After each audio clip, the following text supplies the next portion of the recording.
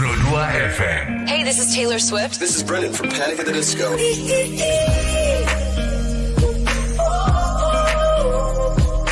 I'm the only one of me. Baby, that's the fun of you. So take let's fly away. I've never been so wide awake. No, nobody but me can keep me safe. I'm on my way. My name is Alan Walker. Give it up for Sabrina Carpenter. Please welcome Marshmello and Churches. Every day, you're saying the words that I want you to say. I'm on my way. Such a You're listening to Pro 2 Singaraja. Teman terbaik kamu. I need you here with me.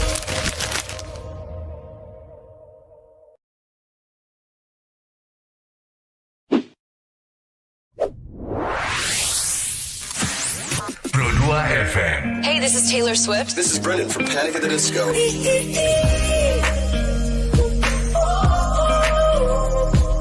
I'm the only one of me. Baby, that's the fun of you. So take let's fly away. I've never been so wide awake. No, nobody but me can keep me safe. I'm on my way. My name is Alan Walker. Give it up for Sabrina Carpenter. Please welcome Marshmello and Churches. Every day, you're saying the words that I want you to say. I'm on my way. Such a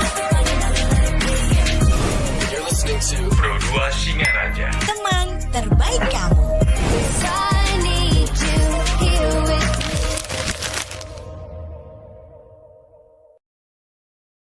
Hai, aku punya cerita nih buat kamu. Bangun pagi, siap-siap buat berangkat sekolah, kuliah, kerja. Pastinya butuh asupan kan? Eits, bukan cuma sarapan, tapi asupan mood juga. Kayak ruang buat sharing cerita kamu. Sarbagita. Sarbagita, saatnya berbagi cerita. Dengerin atau baca info viral kekinian. Trending, yang viral. Woi kak. Jangankan sebelum berangkat, baru bangun aja, kadang kita langsung ambil handphone kan? That's why kita perlu tahu info update soal teknologi.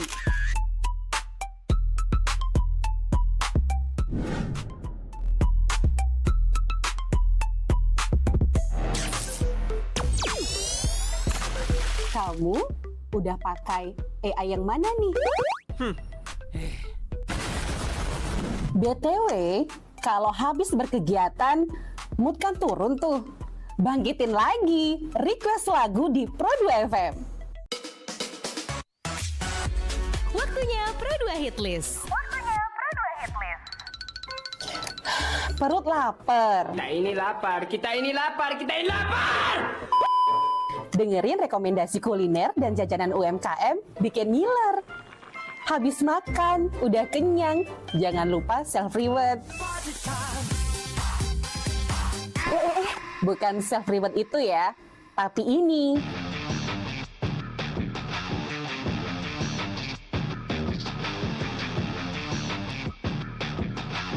Yes, olahraga. Dengerin info dan beritanya. Ada yang happening dari dunia entertainment juga. Oh, kulit kerang ajaib. Apa yang harus kami lakukan supaya bisa keluar dari hutan ini? Tidak ada. Mantep ya, kalau mood bisa bagus terus, biar jadi smart people, melek isu kekinian di Indonesia dan mancanegara, kayaknya afdol ya. Tradisi Bu Pertiwi alias Tanah Bali jangan dilupain. Cek Dewasa Ayu, gatre terkini seputar Bali. Dan dengerin lagu Bali juga.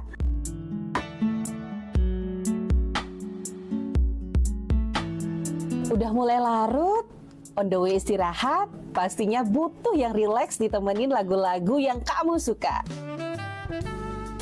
It's time for request time. Bahas film,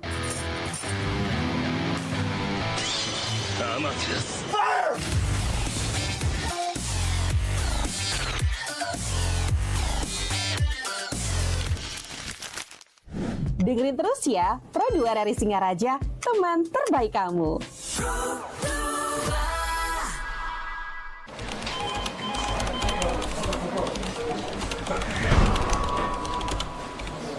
Kerjaan banyak banget dah. Aduh, puyeng kalau gini nih.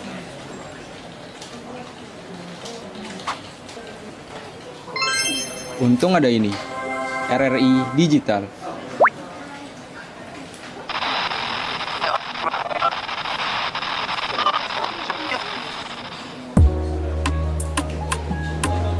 Nah, ini baru asik.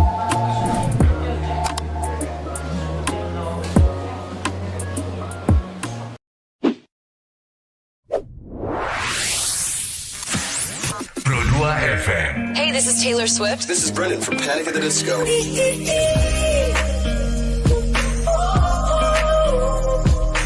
I'm the only one of me. Baby, that's the part of you. So take let's fly away. I've never been so wide awake. No, nobody but me can keep me safe. I'm on my way. My name is Alan Walker. Give it up for Sabrina Carpenter. Please welcome Marshmello and Churches. Every day, you're saying the words that I want you to say. I'm on my way. Such a You're listening to Pro 2 Singaraja. Teman terbaik kamu. I need you here with me.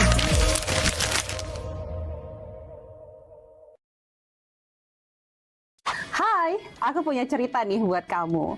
Bangun pagi, siap-siap buat berangkat sekolah, kuliah, kerja. Pastinya butuh asupan kan? Eits, bukan cuma sarapan, tapi asupan mood juga. Kayak ruang buat sharing cerita kamu. Paket. Hah? Sarbagita? Sarbagita, saatnya berbagi cerita. Dengerin atau baca info viral kekinian. Trending, yang viral. Woi, Kak. Jangankan sebelum berangkat, baru bangun aja, kadang kita langsung ambil handphone kan? That's why kita perlu tahu info update soal teknologi. 105,4 Pro 2 RRI Singaraja, Pro 2 FM, teman terbaik kamu karena kita Indonesia. Teman Pro 2, di jam 8 pagi kita bakal membahas ya tentang kekurangan dan juga kelebihan juga. Nah, kita bahas difabel teman Pro 2. Dan kita akan membahas tentang ruang publik dan juga kesetaraan sosial dalam sudut pandang sosiologi. Karena kita sudah ketemu atau mungkin juga bisa dibilang kedatangan seseorang yang ahli banget soal ruang publik dan juga kesetaraan sosial ya, sesuai dengan pendidikannya sebagai akademisi dan alumnus S2 sosiologi ya. Dia itu ada Kakak Made Ferry Kurniawan SPD MA. Selamat pagi Kakak. Selamat pagi, Bli. Pas banget kita ngomongin soal disabilitas ya, karena setiap satu kita ngomongin disabilitas dan biasanya kita ngomongin kesehariannya. Nah sekarang kita dari sisi keilmuannya ya, soal ruang publik dan juga kesetaraan sosial dalam sudut pandang sosiologi. Mungkin kita berawal dari sini dulu, Bli. Ruang publik ya, otomatis menurut Kak Ferry, gimana sih ruang publik? Apakah sudah mendapatkan hal yang layak istilahnya untuk teman-teman kita atau saudara-saudara kita yang disabilitas untuk di Indonesia? Oke, terima kasih pertanyaannya, Bli. Mungkin sebagai akademisi saya melihat satu istilah yang sangat menarik untuk memberikan satu keleluasaan khususnya dalam membangun sisi kemanusiaan kita, khususnya dalam dimensi inklusivitas dalam melihat orang-orang atau saudara-saudara kita yang menyandang disabilitas.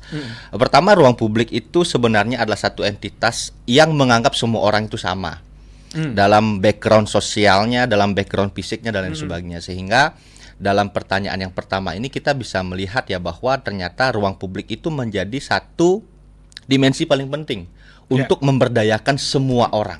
Nah, semua orang ini perlu digarisbawahi bahwa yang menjadi orang atau human bukan hanya mereka yang lengkap secara fisik, tetapi mereka yang juga memiliki keterbatasan atau bahkan tidak memiliki akses untuk itu. Sehingga dalam konteks ini saya melihat sebagai seorang akademisi dalam konteks di Indonesia sebenarnya belum memadai ruang publik bagi kita untuk mengayomi saudara-saudara kita yang menyandang disabilitas itu. Dan dalam konteks ruang publik sebenarnya ada dua istilah yang sekarang bergeser, Beli. Pertama, kita tidak lagi menyebut dengan istilah disabilitas, tapi menyebutnya dengan dipabilitas. Karena dalam konteks kebahasaan ternyata disabilitas itu dianggap sebagai satu terma atau satu istilah yang tidak memberdayakan mereka sebagai human atau sebagai manusia. Karena kan disabilitas itu artinya disable, ketidakmampuan. Ya. Sedangkan dipabilitas yang sekarang sering dipakai itulah different ability. Artinya mereka memiliki kemampuan lain gitu ya, yang sebenarnya orang normal pun belum tentu bisa juga melakukan itu. Nah, dalam konteks ruang publik sebenarnya orang-orang atau saudara-saudara kita yang memiliki different atau perbedaan itu sebenarnya perlu diberdayakan dan perlu difasilitasi bahwa mereka juga memiliki kesempatan, memiliki kemampuan atau bahkan kompetensi yang sama untuk melakukan sesuatu yang orang normal bisa lakukan gitu. Oke, berarti dari sisi Kak Ferry sendiri menganggap Indonesia belum dari ruang publiknya gitu ya. Berarti kita nyambung dengan kita ngeliat kenyataannya yang ada. Mungkin kita bisa lihat di Bali gitu kan.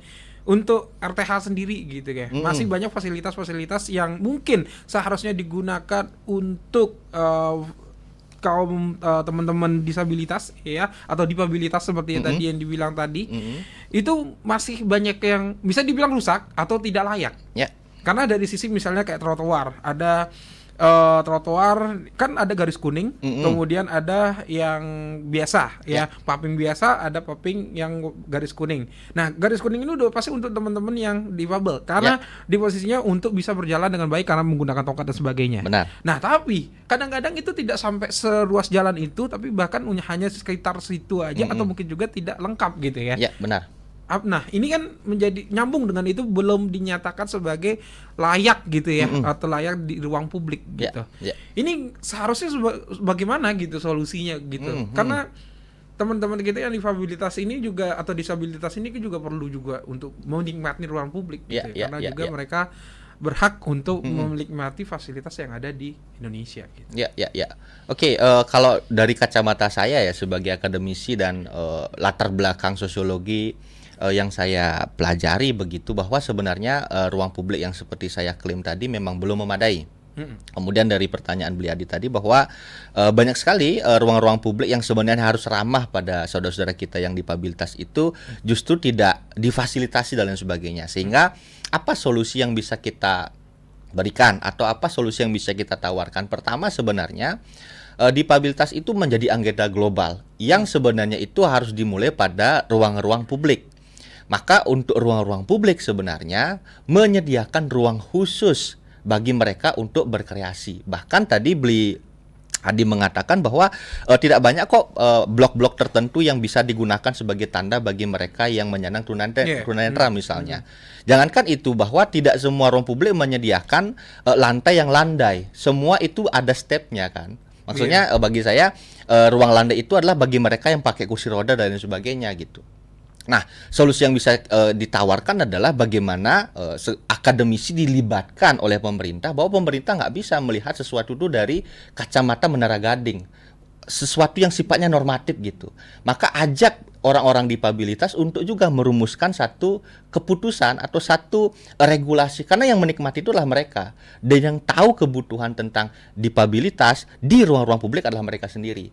Dan kacamata saya sebagai akademisi kan sebenarnya pemerintah membuat satu aturan yang berdasarkan kacamata orang normal dan tanda petik, sehingga kebutuhan dipabilitas itu merasa dibatasi. Maka kita harus melibatkan mereka dalam proses perumusan undang-undang, regulasi, bahkan inklusivitas di ruang publik itu juga harus melibatkan orang-orang yang menyandang keterbatasan tadi. Karena keterbatasan itu dinikmati oleh mereka dan memfasilitasi mereka, bukan bagi kita yang diistilahkan sebagai orang normal gitu.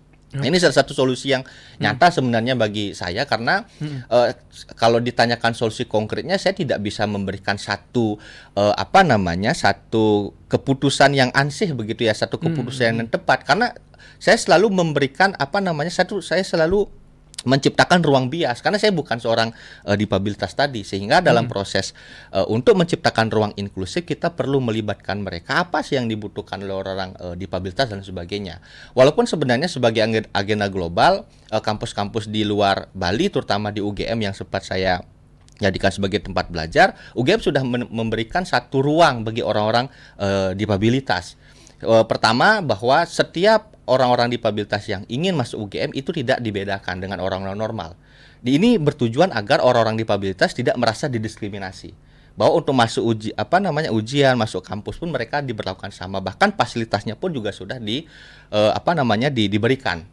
Ternyata setelah saya berdiskusi dengan dosen saya, kenapa ya UGM ini sangat inklusif? Karena orang-orang difabilitas itu juga dilibatkan dalam proses perumusan aturan, kemudian dalam proses perumusan sarana prasarana dan sebagainya. Karena itu dinikmati oleh mereka, bukan kita yang orang normal ini gitu. Oke, berarti istilahnya di sebagian tempat sudah menggunakan itu gitu sudah, ya. Sudah menggunakan ruang publik yang atau menyediakan ruang publiknya dengan seharusnya gitu ya. Benar. Tapi kan ini tadi seperti yang dibilang sama Kak Ferry tadi, ini menyamakan gitu kan. Istilahnya tidak ada membedakan antara disabilitas atau difabilitas dengan yang normal gitu. Apakah itu mungkin yang menjadi statement kalau ya udahlah sama aja, mungkin ya udahlah fasilitas gini-gini aja gitu ya.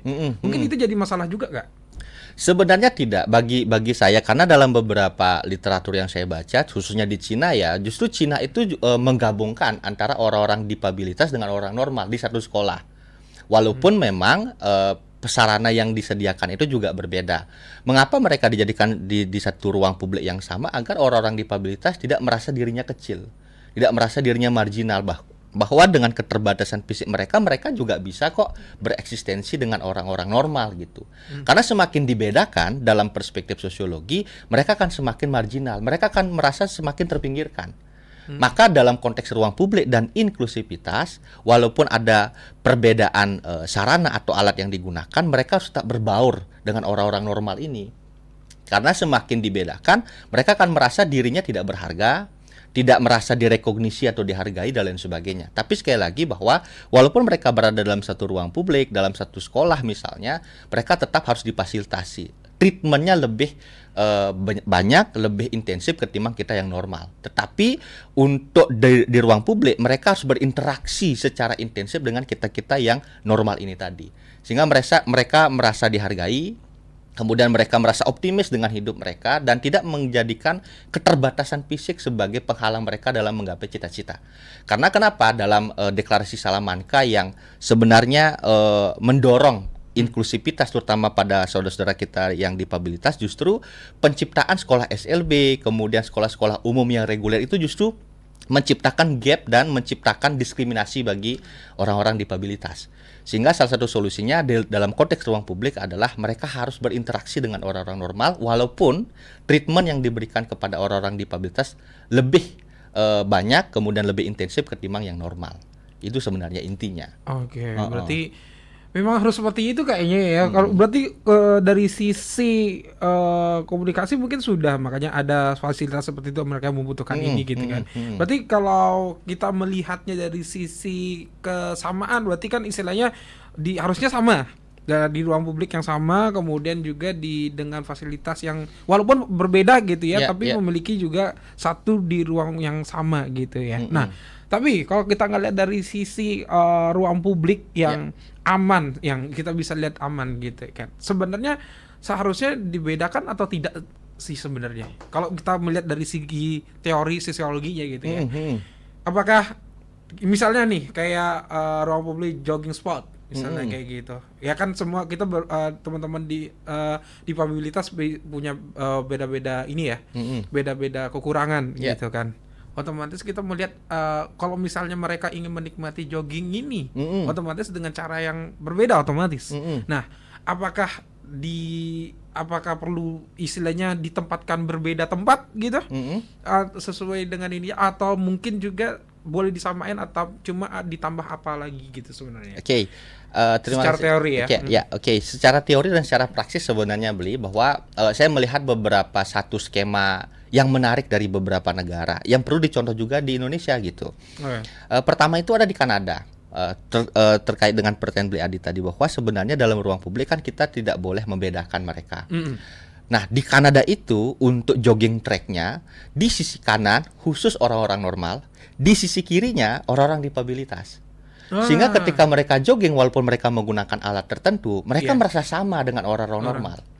Jadi di Kanada itu skemanya sederhana, tetapi memang memberikan satu tempat yang apresiatif bagi mereka-mereka yang berkekurangan. Bahwa sekali lagi tempat jogging itu tidak dibedakan yang berjarak, itu tidak. Justru mereka berada di satu kawasan, tetapi untuk jogging track, kemudian untuk olahraga lainnya mereka selalu berdampingan. Bahwa sebenarnya ya oke, saya memiliki keterbatasan, tetapi karena mereka berdekatan dengan orang-orang normal, mereka merasa dihargai. Mereka merasa dianggap sebagai human. Nah, karena kekurangan kita terutama di Indonesia juga, kita juga harus memberikan kritik ya, bahwa orang-orang difabilitas ini kan dianggap sebagai dehuman. Mereka yang terpinggirkan gitu. Mereka merasa terpinggirkan karena mereka tidak diberikan satu ruang dan tidak diberikan satu tempat yang sama untuk berinteraksi dengan orang-orang normal. Sehingga dengan adanya skema di Kanada yang seperti saya katakan tadi, jogging tracknya sama, kemudian mereka berdampingan dengan orang normal, mereka merasa, oh, walaupun saya terbatas, saya juga harus punya semangat untuk hidup ya. Apalagi orang-orang normal itu memberikan saya ruang untuk saya berinteraksi secara langsung dengan mereka. Jadi sekali lagi mereka berada pada satu tempat yang sama, walaupun fasilitasnya juga lebih diintensifkan pada orang difabilitas gitu.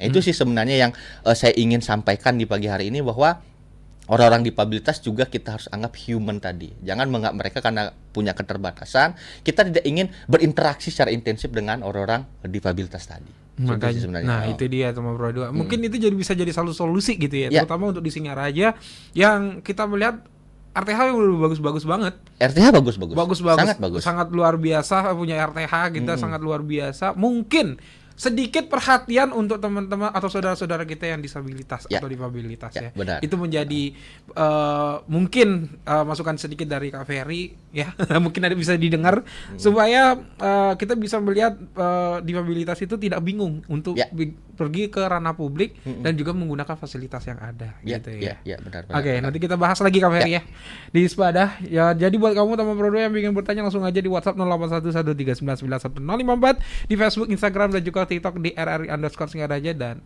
langsung aja juga di RRI Digital untuk fitur live chat.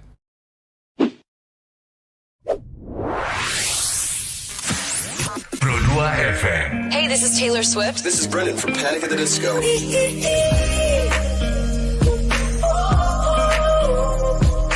I'm the only one of me. Baby, that's the part of you. So take let's fight away. I've never been so wide awake. No, nobody but me can keep me safe. I'm on my way.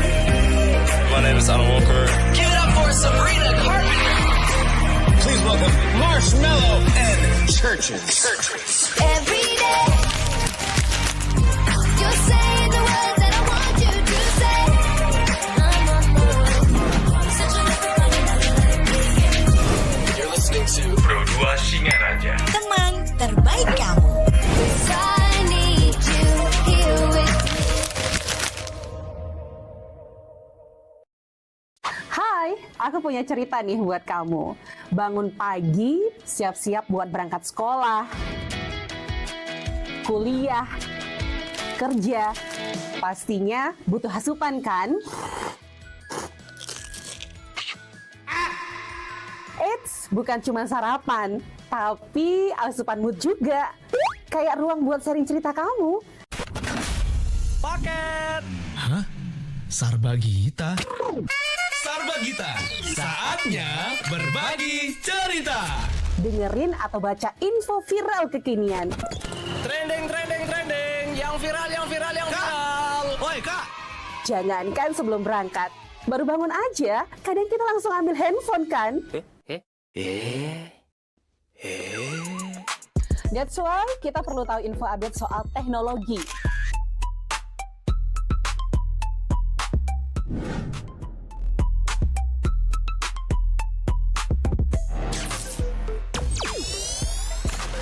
Kamu udah pakai AI yang mana nih?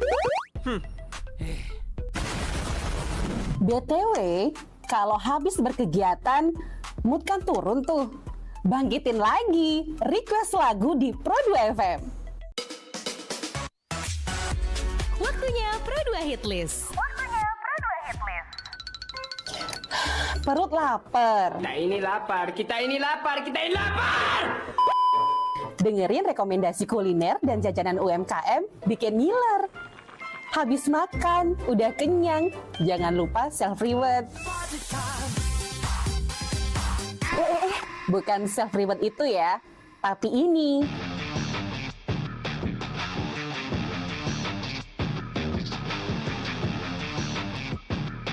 Masih di Sepada bersama Kak Ferry sama Bro 2. Sangat seru banget untuk obrolan kita pagi ini tentang disabilitas dan ruang publik ya, tentang kesetaraan sosial dalam sudut pandang sosiologi. Nah, tadi kita membahas tentang ruang publik dan kita ngelihat kenyataan atau masalah-masalah yang ada di ruang publik gitu kan. Nah, ini menjadi satu hal juga gitu kan. Apalagi ruang publik itu kan luas gitu kan. Luas dimanapun ada.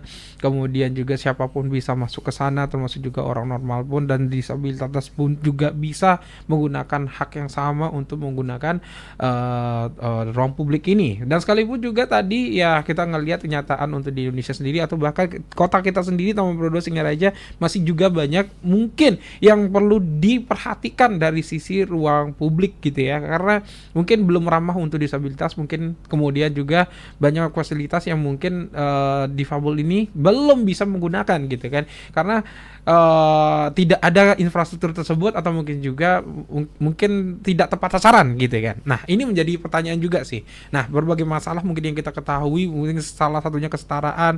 Nah, apakah perlu nggak sih yang seperti kita contoh dari UGM punya ruangan tersendiri kayak gitu, atau mungkin juga untuk bisa menikmati, karena ini konsepnya ruang terbuka hijau. Apakah perlu ada ruangan juga untuk disabilitas di situ untuk bisa menikmati ruang publik juga, atau mungkin menggunakan fasilitas apa yang bisa digunakan gitu kan?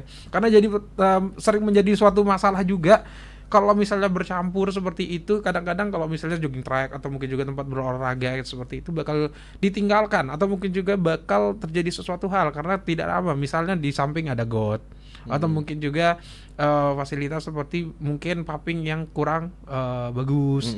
Ya, itu kan menjadi suatu masalah juga, penghambat juga buat teman-teman kita disabilitas, terutama yang menggunakan kursi roda, mungkin jadi penghambat, jadinya tidak bisa berjalan dengan baik. Nah, ini kan menjadi suatu masalah juga gitu. Nah, bagaimana sih istilahnya menyikapi hal ini gitu kan? Jangan sampai teman-teman kita disabilitas malah malas ke ruang publik gara-gara ya hal yang seperti itu, Kak. Oke. Ini kembali lagi ke dalam konteks fasilitas untuk ruang publik yang ramah disabilitas ya. Sebenarnya ini akan jadi satu perbincangan dan satu diskusi yang sangat panjang terkait dengan bagaimana kita menyikapi kehadiran saudara-saudara kita yang difabel tadi. Pertama, saya ingin mencontohkan bahwa saya belajar banyak ketika belajar di UGM. Ketika saya mengambil studi magister di sana, kemudian saya melihat ternyata UGM ini benar-benar menata ruang dan menata wilayah fisik kampusnya agar bisa menyetarakan semua orang dan mahasiswa yang masuk. Salah satu fasilitas yang ada di UGM yang mungkin bisa kita adopsi khususnya dalam ruang-ruang pendidikan adalah bagaimana ada satu ruang khusus yang disediakan di setiap fakultas bahkan departemen bagi mereka-mereka yang punya keterbatasan fisik. Itu yang pertama. Kedua, hampir semua fakultas di UGM, bahkan semua ya sudah memiliki lift. Oke, di dalam lift itu ada satu lift khusus yang hanya boleh dimasuki oleh orang difabilitas. Dengan kata lain, mereka tidak usah capek-capek naik tangga gitu. Oke, itu yang kedua. Ketiga, di dalam departemen ataupun fakultas yang ada ruang khusus istirahat bagi orang-orang difabel, mereka selalu menyediakan kursi roda, selalu menyediakan tongkat penunjuk jalan bagi mereka-mereka yang tunanetra misalnya. Bahkan di UGM itu selalu menyiagakan satpam atau pengaman di setiap fakultas dan kampus itu stay 24 jam untuk mendampingi mahasiswa-mahasiswa yang mungkin mengakses ruang-ruang publik di UGM.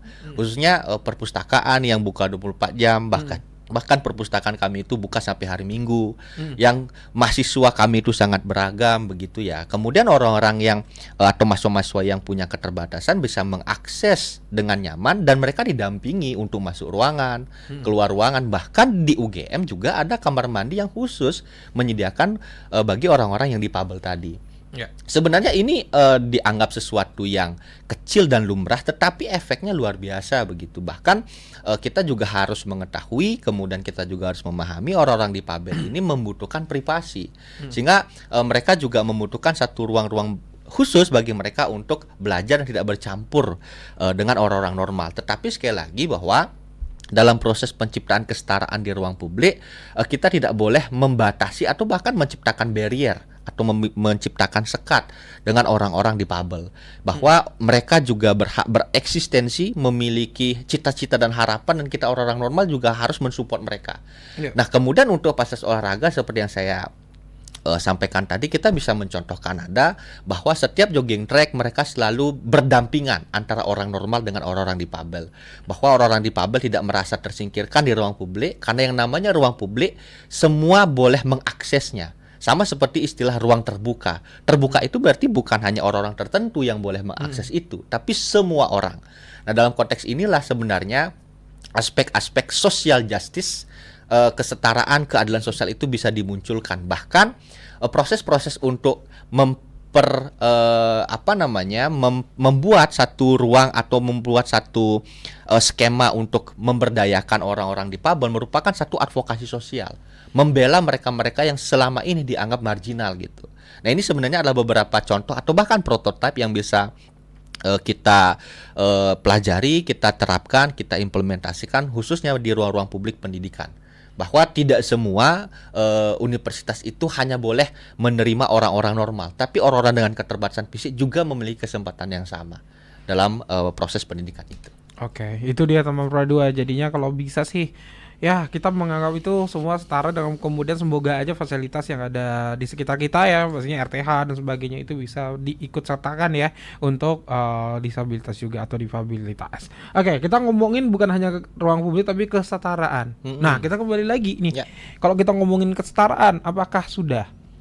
Nah, ini yang sangat mungkin riskan ya dari topik kita ini, karena kalau misalnya kita ngomongin kesetaraan otomatis kita bertanya lagi gitu dari segi Kak Ferry melihat apakah di Indonesia sudah menyetarakan nggak sih istilahnya untuk apakah kondisi setara nggak sih untuk bersama orang normal dan juga difabilitas ini, mungkin dari segi misalnya bantuan sosial ya, itu kan salah satu ranah gitu kan yang dia udah sama nggak sih dapat dari sisi bantuan sosial atau mungkin juga pelayanan kesehatan, kemudian juga pelayanan lain-lainnya gitu ya, apakah sudah sesuai dengan SOP seharusnya untuk dari difabilitas? Karena kita melihatnya dari kaca sosiologi, berarti otomatis bisa lebih dalam lagi untuk bisa mengkaji apakah sudah mendapatkan itu nggak sih, udah dapatkan hal yang layak nggak sih teman-teman yang difabilitas ini untuk di Indonesia. Oke, terima kasih ya Kak Dia, bahwa kalau saya sebagai akademisi memandangnya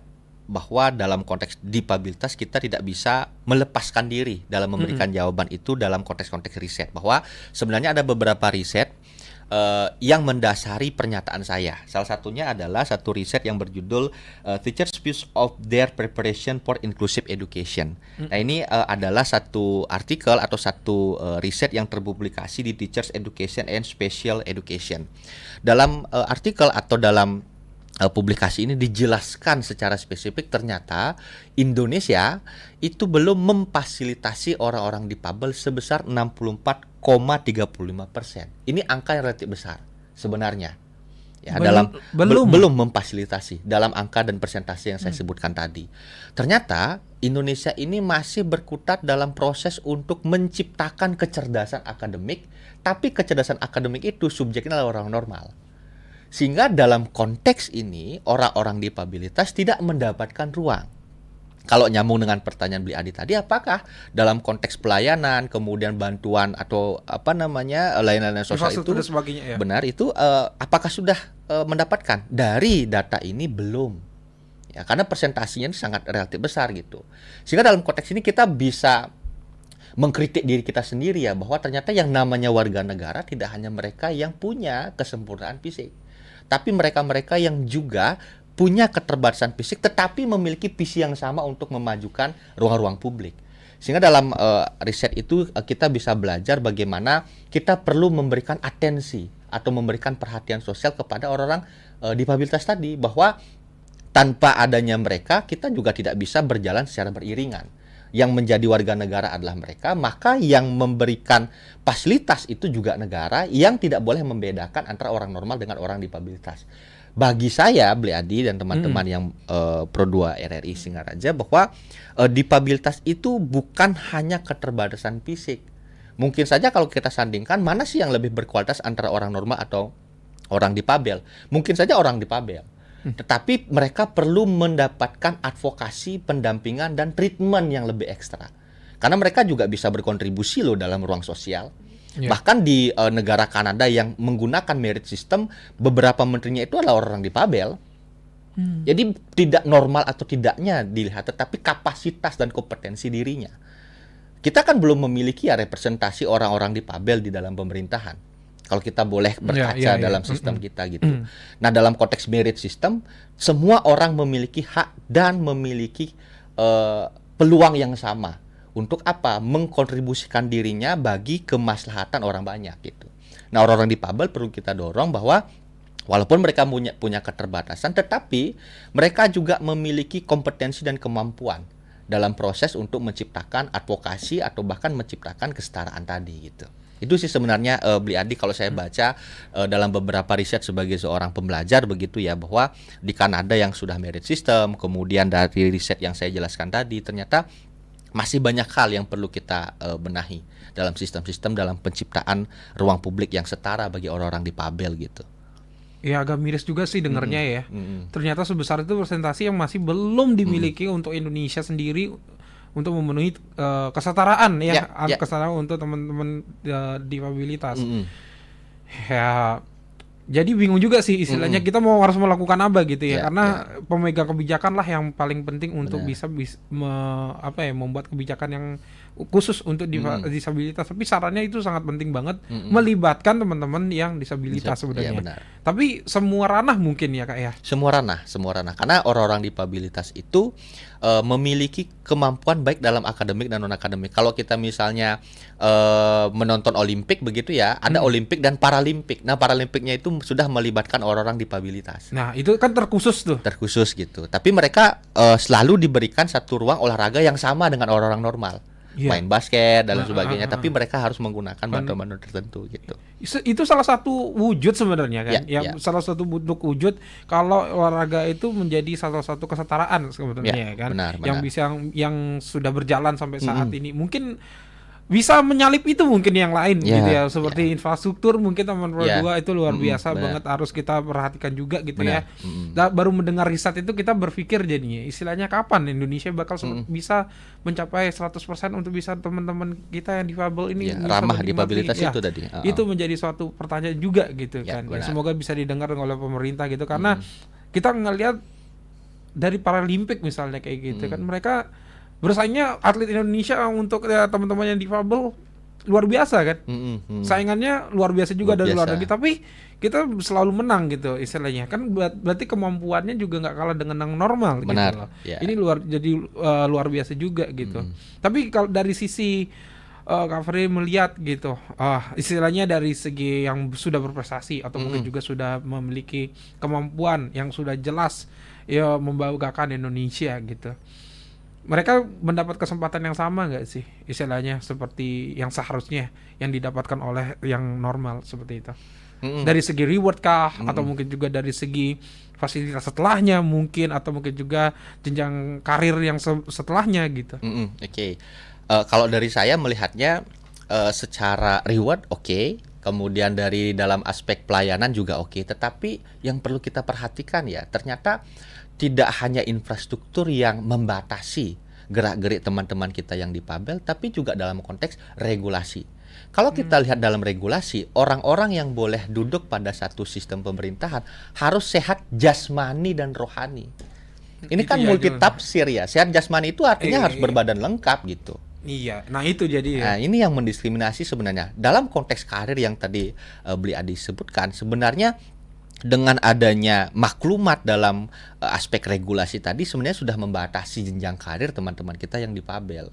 Karena sehat versi regulasi di Indonesia adalah lengkap secara fisik gitu. Sehingga dalam konteks ini kan kita juga bisa mengkritik ya bahwa aturan-aturan sehat jasmani dan rohani itu juga perlu pertimbangkan kembali. Karena kalau itu masih digunakan sebagai salah satu patokan untuk menentukan jenjang karir teman-teman kita yang difabel, tentu itu akan membatasi. Nah, saya baca beberapa regulasi kemudian konferensi di Kanada yang saya sebutkan tadi yang sangat inklusif ya. Itu tidak ada redaksi seorang menteri harus sehat jasmani dan rohani. Yang penting dia punya kompetensi di bidang yang dia tempatkan gitu. Jadi itu sebenarnya yang perlu kita perhatikan bahwa jenjang karir itu menentukan masa depan orang, masa depan teman-teman difabilitas. Kalau misalnya satu redaksi itu masih digunakan, tentu orang-orang difabilitas tidak mungkin bisa berkompetisi atau bahkan menempati tempat-tempat strategis di pemerintahan.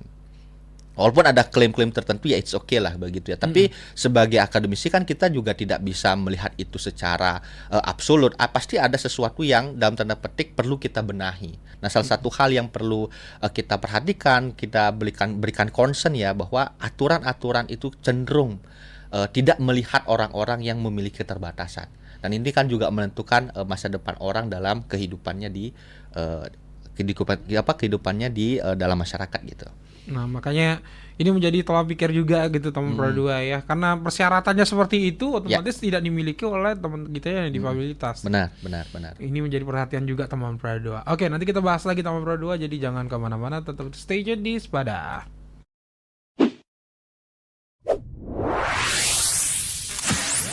Pro 2 FM. Hey, this is Taylor Swift. This is Brendan from Panic at the Disco.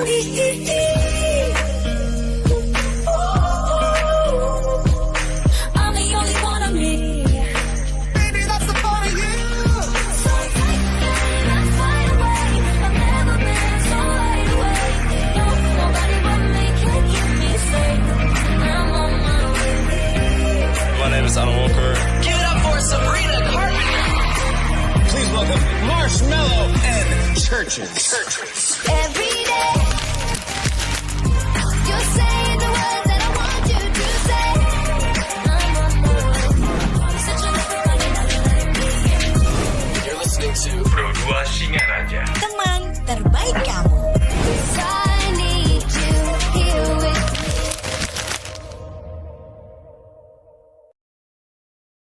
Hai, aku punya cerita nih buat kamu. Bangun pagi, siap-siap buat berangkat sekolah, kuliah, kerja. Pastinya butuh asupan kan? Eits, bukan cuma sarapan, tapi asupan mood juga. Kayak ruang buat sharing cerita kamu. Paket. Hah? Sarbagita? Sarbagita, saatnya berbagi cerita. Dengerin atau baca info viral kekinian. Trending, yang viral. Woi, Kak. Jangankan sebelum berangkat, baru bangun aja, kadang kita langsung ambil handphone kan? That's why kita perlu tahu info update soal teknologi.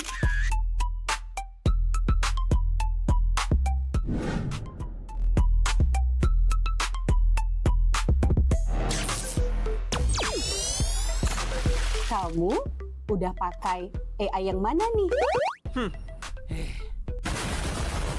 BTW, kalau habis berkegiatan, mood kan turun tuh. Bangkitin lagi, request lagu di Pro 2 FM.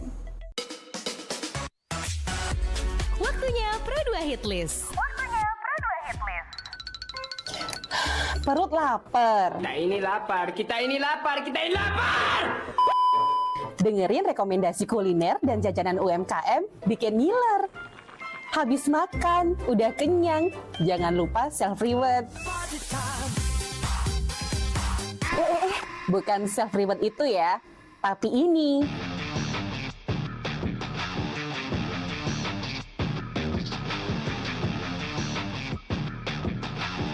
Yes, olahraga olahraga, dengerin info dan beritanya. Ada yang happening dari dunia entertainment juga. Oh, kulit kerang ajaib. Apa yang harus kami lakukan supaya bisa keluar dari hutan ini? Tidak ada.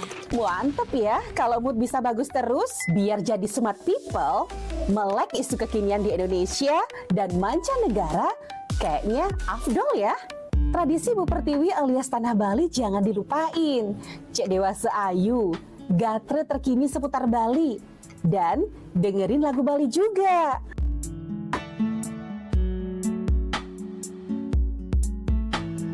Udah mulai larut, on the way istirahat, pastinya butuh yang rileks ditemenin lagu-lagu yang kamu suka. Masih bersama Kak Ferry Despada, teman Pro 2 membahas disabilitas, ruang publik dan kesetaraan sosial dalam sudut pandang sosiologi gitu ya. Nah, tadi kita sudah membahas cukup banyak masalah juga ya tentang ruang publik dan juga kesetaraan gitu ya. Tapi kita kalau melihat lagi lebih dalam lagi, mungkin teman Pro 2 bisa kita lihat sekarang banyak teman-teman disabilitas yang mungkin sudah memiliki pekerjaan yang cukup layak ya Kak Ferry ya. Seperti mungkin salah satunya bekerja di bidang hospitality, kemudian di bidang restoran mungkin, atau mungkin juga di bidang bahkan untuk negara kita juga membuka peluang untuk itu gitu ya. Cuma ini menjadi suatu permasalahan, ada nggak sih masalah untuk mungkin yang cerita mungkin ke Kak Ferry sebagai seorang sosiolog gitu. Dari teman-teman disabilitas sendiri ada nggak sih punya keluhan pada saat mereka bekerja gitu? Punya pengalaman seperti itu nggak? Yang mungkin bisa menjadi contoh teman-teman kita, teman Pro 2 di rumah yang disabilitas juga. Ya, oke. Secara empirik saya belum punya belum punya data atau belum punya keluhan dari teman-teman disabilitas begitu ya. Tetapi saya itu sering diajak diskusi, kemudian riset dosen-dosen saya waktu sekolah di UGM itu soal orang-orang disabilitas. Ternyata dalam angka statistik ketika mereka bekerja baik di sektor formal maupun informal, hampir 50,1% mereka mendapatkan cemoohan. Mereka dianggap sebagai orang-orang yang tidak produktif bekerja, dengan keterbatasan fisik mereka dianggap sebagai orang-orang yang hanya bekerja sebatas mereka dirangkul saja dan lain sebagainya gitu. Sebenarnya saya secara empiris tidak punya keluhan itu, tetapi saya membaca, kemudian saya mendapatkan satu insight, ternyata walaupun orang-orang dengan disabilitas atau kekurangan fisik tadi diberdayakan, tetapi di ruang kerja mereka belum mendapatkan jaminan disetarakan.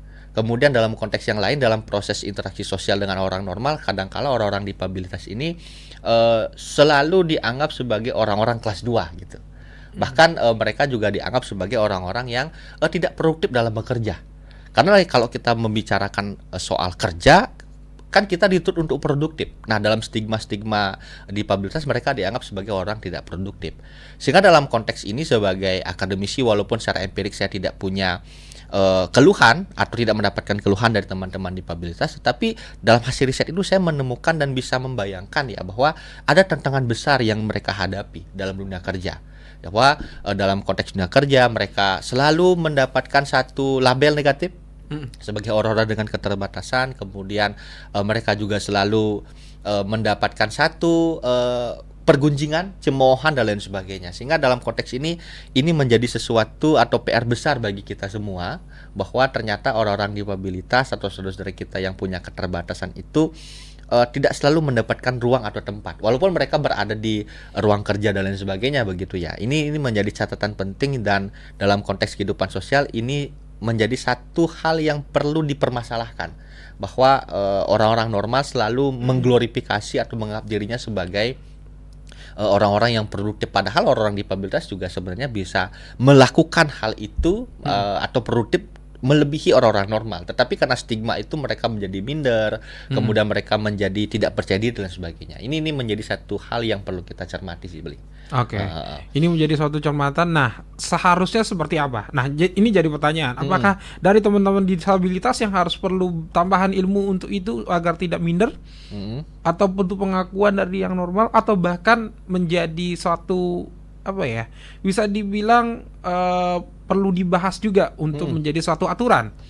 Seperti itu. Oke, secara formal harus dibahas sebagai satu aturan. Tetapi kan aturan itu tidak selalu membumi atau tidak selalu menukik pada subjek aturan itu. Tetapi dalam konteks informal dan dalam konteks sosiologi, kita bisa menumbuhkan kepercayaan diri atau menumbuhkan rekognisi bagi orang-orang difabilitas di ruang-ruang privat mereka, di mana itu di keluarga.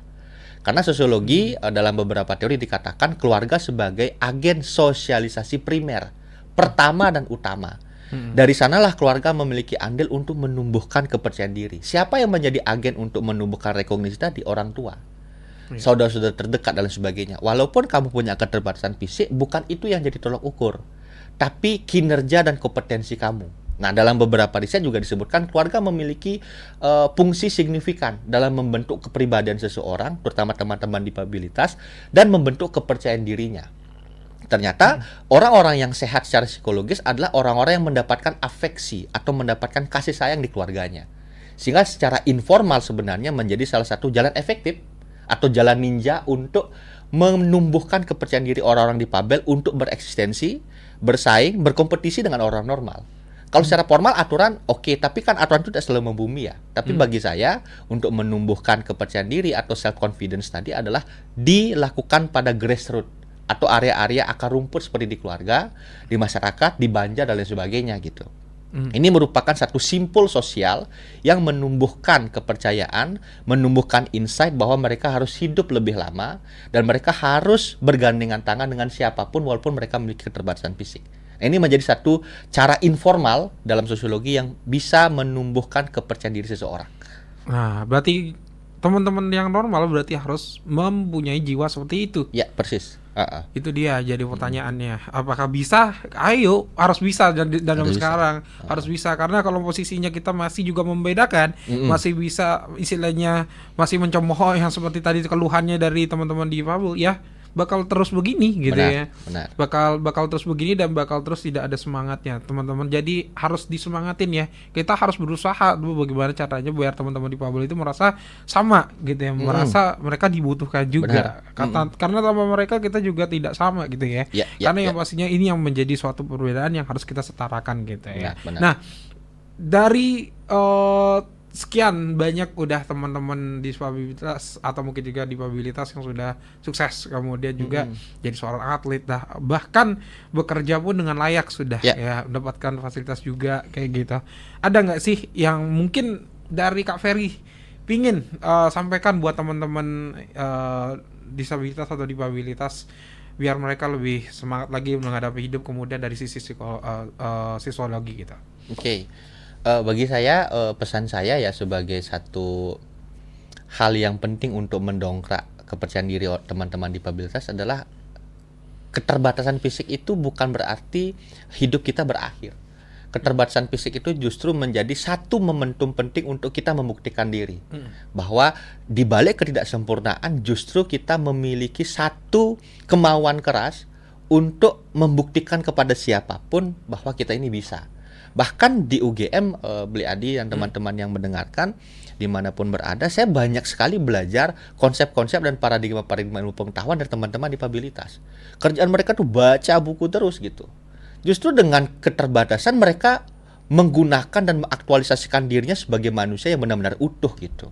Mereka mengaktualisasikan diri lewat membaca, kemudian mereka bisa mengisi seminar dimanapun. Bahkan teman saya yang berasal dari fakultas psikologi, dia bisa mengisi seminar internasional dimanapun.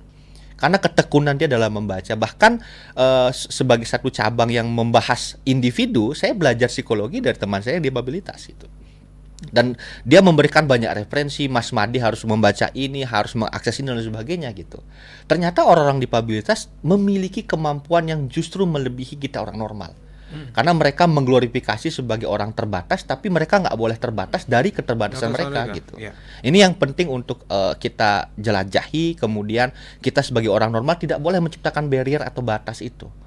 Bahwa kita melihat human atau melihat esensi manusia itu bukan dari fisiknya tapi kemampuan berpikirnya. Bagi saya ya banyak sekali teman-teman difabilitas yang menang lomba seminar, kemudian menang lomba poster, menang lomba karya tulis, bahkan debat-debat ilmiah internasional gitu. Nah, saya belajar banyak dari mereka bahwa keterbatasan bukan berarti membatasi dirinya, tapi lewat keterbatasan mereka justru membuktikan bahwa mereka sebagai manusia yang utuh gitu.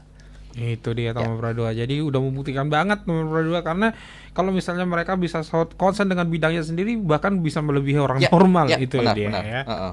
Oke, untuk tema kita atau topik kita di hari ini, Kak Ferry, disabilitas, ruang publik dan juga kesetaraan sosial dalam sudut pandang sosiologi. Mungkin closing statement-nya secara singkat. Oke, closing statement saya, teman-teman disabilitas dimanapun berada, tetaplah optimis dalam menjalani hidup. Saya banyak belajar dari teman-teman dan orang-orang normal. Mari kita rangkul setiap orang disabilitas untuk menciptakan ruang-ruang inklusif, khususnya dalam ruang-ruang terbuka. Terima kasih. Oke, thank you Kak Ferry, luar biasa banget ya. Jadi semoga teman-teman bisa terbuka, wah, buat kita yang normal sangat luar biasa. Semangat buat teman-teman disabilitas dimanapun kamu berada, dan yang pastinya untuk pemerintah bisa mungkin lagi mengkaji ruang terbukanya dan juga dari sisi ruang publiknya agar bisa lebih ramah lagi terhadap disabilitas. Terima kasih Pak Ferry, luar biasa banget terima untuk kasih. pagi ini, dan yang pastinya jangan kemana-mana, masih Gus Adi nemenin Kabul Pada sampai nanti di jam 12 siang.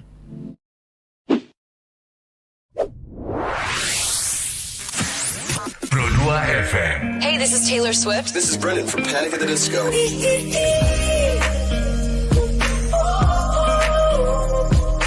I'm the only one of me. Baby, that's the part of you. So let's fly away. I've never been so wide awake. No, nobody but me can keep me safe. I'm on my way. My name is Alan Walker. Give it up for Sabrina Carpenter. Please welcome Marshmello and Churches. Every day, you're saying the words that I want you to say. I'm on my way. Such a everybody never let me in. You're listening to Pro 2 Singaraja. Teman terbaik kamu. 'Cause I need you here with me.